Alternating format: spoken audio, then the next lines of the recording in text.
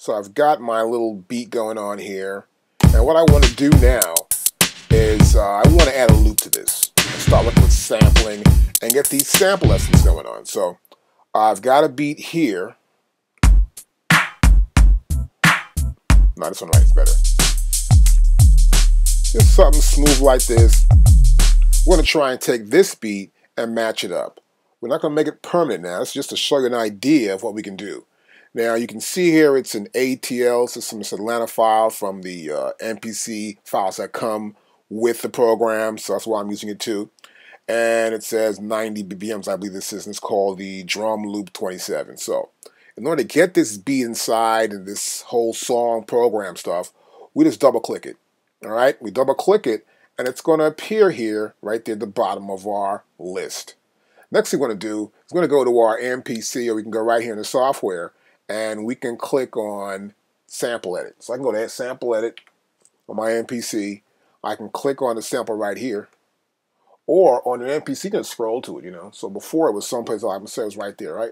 I can just scroll to where it's at and say, well, look, where's it at now?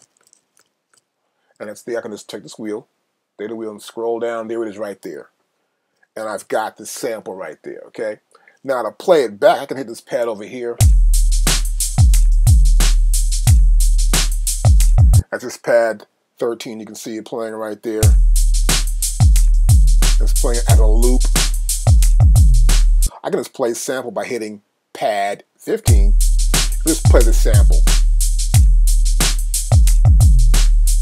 And it ends, all right? So we got the sample in here and it's inside. And what we're going to do next, we want to try and look at this sample.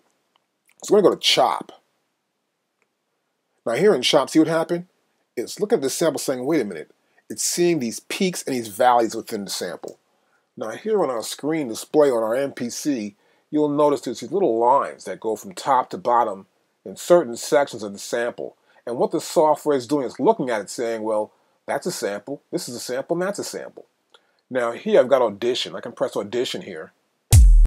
And the first pad is playing the first piece, the first sample, this first slice. So what happens in Chop, it's making them into slices. When my cursor's here on slice, and that's 1, I can turn the dial to slice 2, 3, 4, 5, all the way to the end. And our last slice is slice 22. And here we have link on, and we have start, and we have the end. So this is start and end this one particular sample.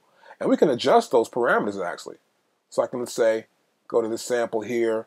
I move my cursor over to here, and I can adjust whether that's right or not.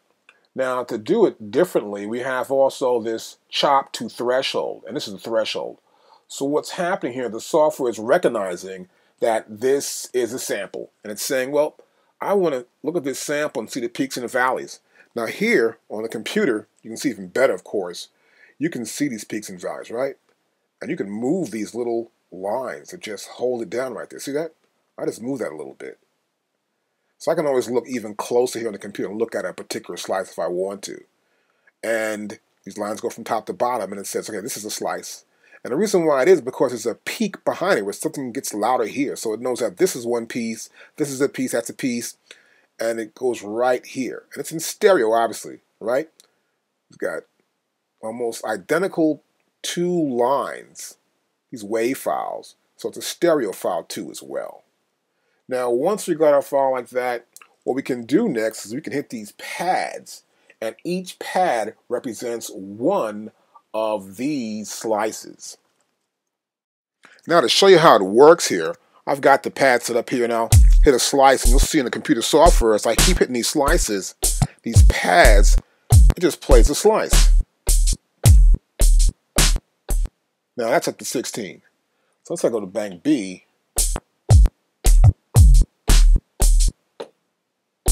There you go. And that makes it 22, right?